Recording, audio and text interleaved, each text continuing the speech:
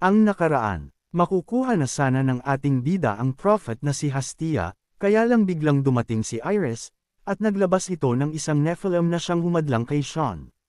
Kaya lang hindi rin nagawa kagad na maitakas ni Iris si Hastia, iyon ay dahil may isang lalaking elf ang hamarang sa kanila sa labas ng kuweba. Pagpapatuloy, inatake ni Mihan itong warrior type na elf gamit ng kanyang magic, kaya lang sa hindi maipaliwanag na paraan, nagawa nitong ipaangat ang sahig para gawing pananggala. Dahil doon, hindi tinaaman ng gusto ng magic ang warrior elf, nasangga ng buo ng bato ang pag-atakeng ginawa ni Mihan ng walang kahirap-hirap, dahilan para mawalan ng saysay ang ginawa ni Mihan. Ibang klase ito, hindi normal na elf ang isang ito, napaka-imposible ang ginawa niya para sa isang elf, pagkamangha at pagtataka ng isang ito sa mga nangyayari. Sabi pa nito sa sarili, bago tumama ang pag-atake ko sa kanya, ang bato sa lupa bigla na lang umangat, para lang pigilan ang magic ko. Paano niya ginawa iyon? Gulong-gulong sabi ni Mihan sa sarili. Posible ba talaga iyon? Tanong pa nito, na ngayon ay nakaporma ang isang ito na talagang isang warrior brawler type na mandirigmang elf. Pansamantalagang tumigil ang laban, nakatayo itong si Mihan na nakatingin sa kanyang kalaban. Nagpakilala ito, sabi niya, "Ako si Mihan Heartshelles, anong pangalan mo?" tanong nito sa elf. Sumagot rin naman agad ang isang ito, sabi niya, "Wala nang dahilan pa para ipakilala ko ang aking sarili sa nilalang na malapit ng mamatay." Sabi nito ng walang kayabang-yabang, na agad namang nagpantig ang tenga nitong si Mihan, dahil naiabangan siya sa elf na nasa harapan niya. Ang mga elf ay kilala madalas sa husay ng mga ito pagdating sa paggamit ng pana at magic, kaya napakabihira na makakita ng isang elf na napakaganda ng katawan, physically fit, o isang elf na pinili ang warrior class, dahil ang elf ay madalas sa likod kung lumaban. Sabi naman ni Mihan sa elf na ito, "Warrior type na elf ka, pero ang teknik na ginamit mo para pigilan ang holy stroke na pag-atake ko ay mukhang hindi magic." Sabi ni Mihan na talagang nahihiwagaan siya. Sabi naman ng elf, "Magic yun," sagot nito. "Ano, magic yung ginawa mo? Wala akong naramdamang mana sa ginawa mo." Sabi nito, na talagang nababaliw na sa kanyang kausap kung nagsisinungaling ba ito o hindi. Pag-uulit pa ng elf na ito, "Magic nga yun," paulit-ulit. Sabi nito, na medyo nagdilim ang kanyang aura na para bang may tinatago ito, na ang kanyang tenga rin ay agad na bumaba, para bang epekto ito ng pagsisinungaling. Sabi naman ni Mihan, "Anong nangyari? Bakit bumaba ang kanyang tenga?" Habang nag-uusap ang dalawa, biglang sumabat itong si Iris. "Sa palagay ko ang elf na yan ay hindi marunong gumamit ng magic." Agad napalingon itong si Mihan kay Iris, at nagsabi, "Kilala mo ba ang isang ito?" Tanong niya. Muling nagsalita itong si Iris, sabi niya, "Ang pangalan ng isang iyan ay Garn Ian." Hindi siya marunong gumamit ng magic, pero tinuturing siya ng mga kalahi niya at mga tao na pinakamalakas sa kanilang tribo na White Elf Tribe. Dahil sa hindi marunong gumamit ng magic itong si Garn Ian, nagsimula itong palakasin ang kanyang katawan, nag-cultivate, para magawa pa rin niyang lumaban at makipagsabayan. Sabi pa ni Iris, "Nabalitaan ko na namumuhay lamang siya ng mag-isa sa kalaliman ng Eastern Land Valleys, hindi ko akalain na makikita ko siya rito." Kasalukuyan, biglang nagalit itong si Garn Ian nang marinig niyang nagsalita si Iris. Sabi nito, "Ikaw ba ang may pagkanan nitong lahat? Ibigay mo sa akin ang prophet." Utos nito na parang gustong kutusan si Iris. Nang akmang susuntukan na ni Garn Ian itong si Iris, bigla itong nagsalita pa, "Ikinagagalak kong makita ka Garn Ian. Ako ay mensaherong Diyos." Sabi nito nakita ang pagmamadali at takot sa mukha nito, dahil pag natuloy ang suntok ni Garn Ian, baka magka-black eye ito. Sabi ng lalaking elf, "Hindi ko kailangan na makilala ka, dahil katapusan mo na." Itong si Mihan naman ay nataranta rin sa mga sandaling ito, "Naku yari na, delikado ka dyan Saintes, baliw ang isang iyan," sigaw nito kay Iris na tumakas na. Kaya lang talagang tuso itong si Iris, agad niyang nilabas ang kanyang patalim, sabay lagay nito sa leeg ni Hastia, para takutin ang lalaking elf na hindi ituloy ang kanyang gagawin. "Kung papatayin mo ako, mamamatay rin ang batang ito." Sabi niya na talagang magkamatayan na sila rito, at hindi siya susuko nang walang isasama sa kanyang kamatayan. Kaya lang, malupet ang elf na ito. Walang kahirap-hirap niyang inagaw ang punyal sa kamay ni Iris, na parabang nang agaw lang ito ng lollipop. "Hoy! Akin na yan, sigaw ni Iris. At dahil sa inis nitong si Garnian, na sinasayang ang oras niya, agad niyang winasak ang sandata gamit ang purong lakas lamang ng kanyang kamay, na nagkadurog-durog ang metal na ito, mahinang nilalang, sabi nito kay Iris. Dito naman ay nataranta sa gulat at pagkabigla ang isang ito sa kanyang nakita, anong? Nagawa niyang sirain ang metal gamit lang ang purong lakas niya, posible ba iyon? Tanong nito sa sarili, na nakita na nga niya nagtanong pa, engat talaga. Ganon rin naging reaksyon nitong si Iris, kita sa mata nito na nalalapit na ang katapusan ng kanyang buhay, lalo pat narinig niya sinabi ni Hastia na mamamatay siya, at malapit na, kaya napanganga na lamang ang isang ito.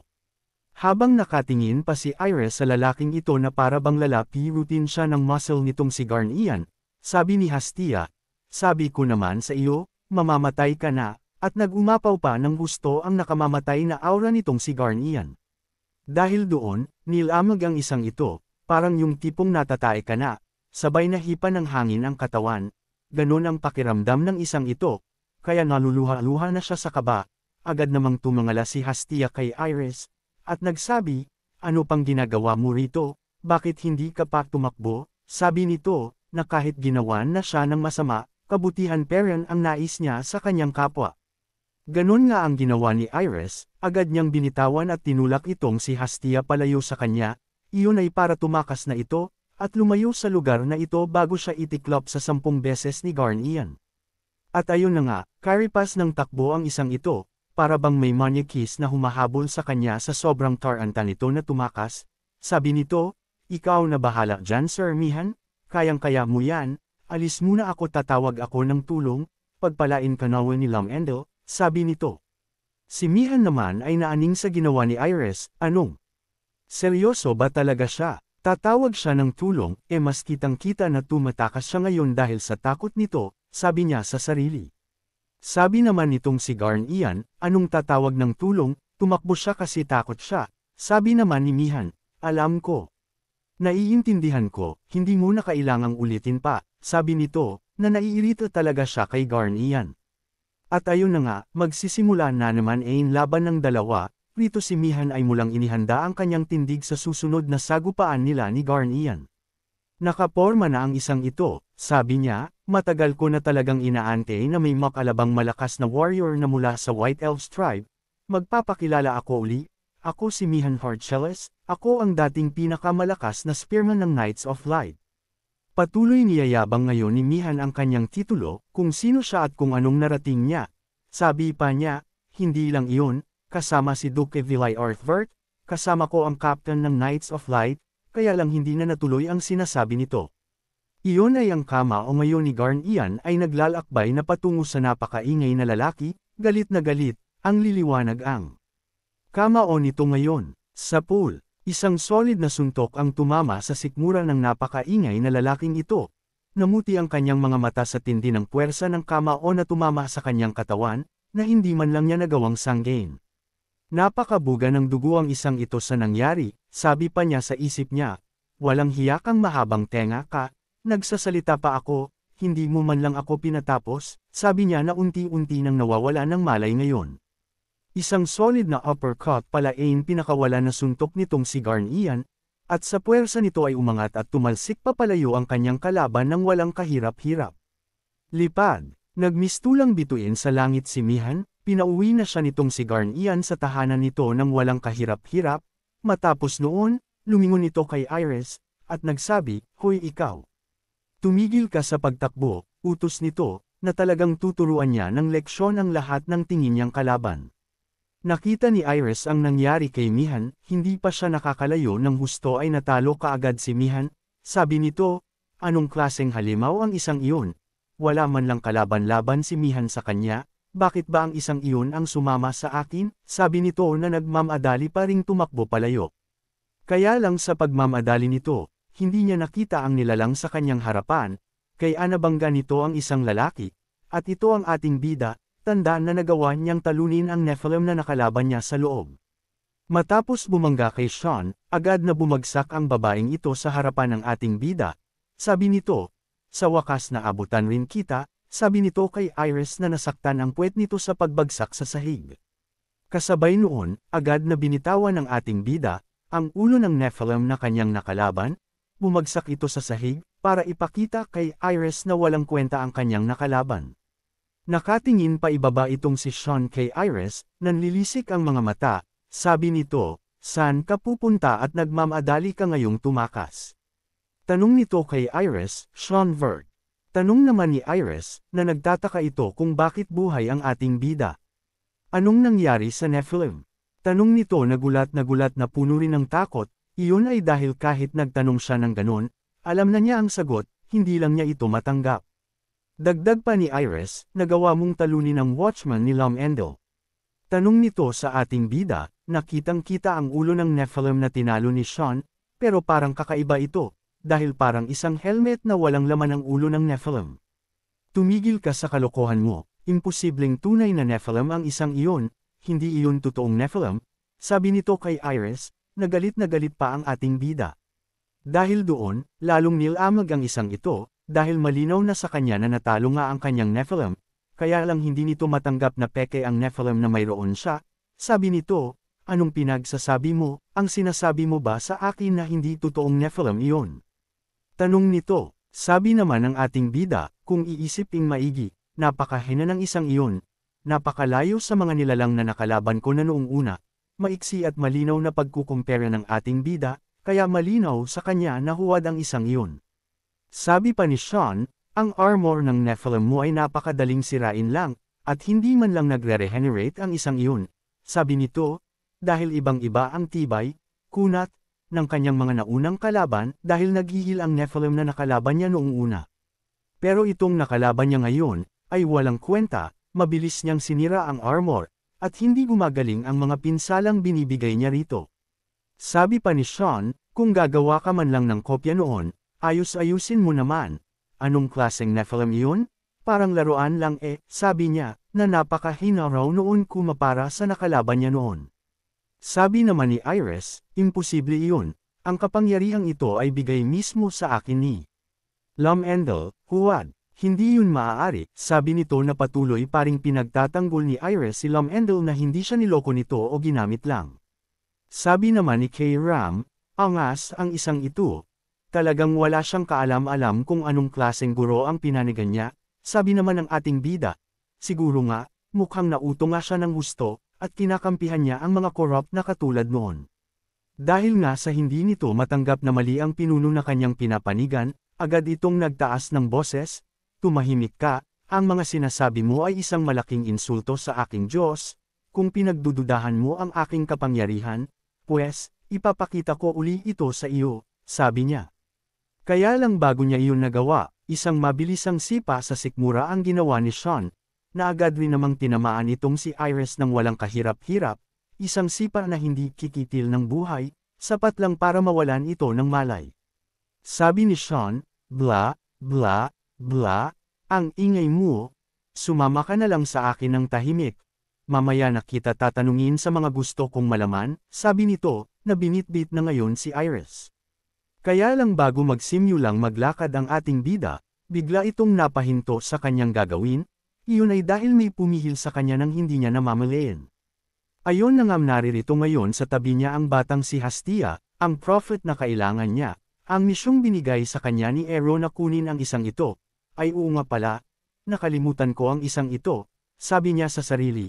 Sabi ni Hastia, "Masaya ako Sean na okay ka lang," sabi nito sa ating bida, na mahigpit ang yakap sa tagiliran ni Sean. Nagpatuloy sa pagsasalita itong si Hastia, sabi niya, "Nag-alala ako ng husto sa iyo Sean kanina, dahil sa higanteng nilalang na iyon, akala ko mapapatay ka niya, mabuti na lang ligtas ka ngayon," sabi nito na naluluha-luha pa. Sabi naman ni Sean, "Hindi pa tapos ang lahat Hastia," sabi nito, dahil marami pang gustong kumuha sa kanya, hanggat hindi niya ito nadadala sa lugar nila, na ngayon naman ay biglang lumitaw itong si Garn Ian sa likuran ni Sean, at nakahandang magpakawala ng nakamamatay na pag-atake. At heto na nga sa bilis ng paglapit ni Garn Ian, nakabuelo na ang mga paa nito, tanda na isang malakas na sipa o pag-atake mula sa kanyang ibabang bahagi ng katawan ang gagamitin niya kay Sean. Hindi naman bago sa ating bida ang mga ganitong galawan ng kalaban, mga sepresang pag-atake ay hindi makakalampas sa kanyang pakiramdam. Alam niya ito, kaya sabi niya, tigilan mo ako, sabi nito ng matalim ang kanyang mga mata. Ayun na nga, isang malupitang tuhod ang pinakawalan nitong si Garn Ian, buong buo, solid na napatama nito ang kanyang tuhod sa ating Aida, kaya lang mabilis na nagawang itaas ni Sean ang kanyang braso para sanggay nito. Kaya lang kahit nasangga ito ng ating bida, nabigla ito, dahil akala niya sapat na iyon para patigilan ang puwersa ng kalaban, pero ramdam niya na hindi normal na pag-atake ang tumama sa kanya, dahil naitutulak siya ngayon ng puwersa ng pag-atake ni Garn Ian sa kanya. Ayun na nga, nasanggaman ng buo ni Sean, talsik pa rin siya sa lakas ng physical na lakas nitong warrior type na elf na ito. Naiwan na lamang si Hastia na nakatayo sa kinaroroonan nito, samantalang si Sean, ay malayo-layo ang narating pero nakatayo pa rin. Sean, sigaw ni Hastia, wala namang malubhang pinsala ang ating bida, nakatayo pa rin ito. Hawak-hawak pa rin si Iris na walang malay, na ang kanyang braso ngayon ay bahagyang nanginig, ramdam na ramdam ang bigat ng puwersa ng pag-atake ng elf sa kanya, sino ang isang iyon? Tanong nito sa sarili na nakatingin kay Garn Ian. Ibigan mo sa akin ang babaeng iyan tao, sabi nito, na galit kay Sean, dahil kinuha sa kanya si Iris, dahil gusto niyang pagbayarin si Iris sa mga ginawa nito sa kanyang mga kalahi. Habang naglalakad papalapit itong si Garn Ian, na talagang hindi na mapigilan ang galit at inis nito sa mga tao, agad na nagmadalain tumakbo itong si Hastia para harangin ito, sabi niya, tama na Garn Ian, pagpipigil nito sa nagwawalang elf. Tumigil ka na, hindi masamang tao si Sean, hindi natin siya kalaban, sabi nito ng ubod lakas kay Garn Ian, para hindi na nito atakihin o patayin ang ating bida. Dahil doon, agad ngang huminahon ito, tumigil gaya ng sabi ng batang elf, sabi nito, ano, Sean Vert? Pagtatakang tanong nito sa batang maliit sa kanyang harapan. Nagtanong bigla si Garn Ian, sabi niya, hoy ikaw, kano-ano mo ang batang iyon? Tanong ni Garn Ian nang marinig niya ang apelyido ni Sean na Vert, kaya agad natigilan rin ang ating bida. Nanlaki ang kanyang mga mata, sabi nito, sino ang tinutukoy niya? Tanong nito sa sarili, si Alice kaya ang tinutukoy ni Garn Ian na kano-ano ng ating bida, at huwag kaya talaga na Nephilim ang nakalaban ni Sean, o sadyang mas malakas na talaga siya ngayon kumpara noon. Abangan! Kung nagustuhan po ninyo ang aking recap, huwag sana ninyong kalimutan ang mag-like o mag-comment, maraming salamat.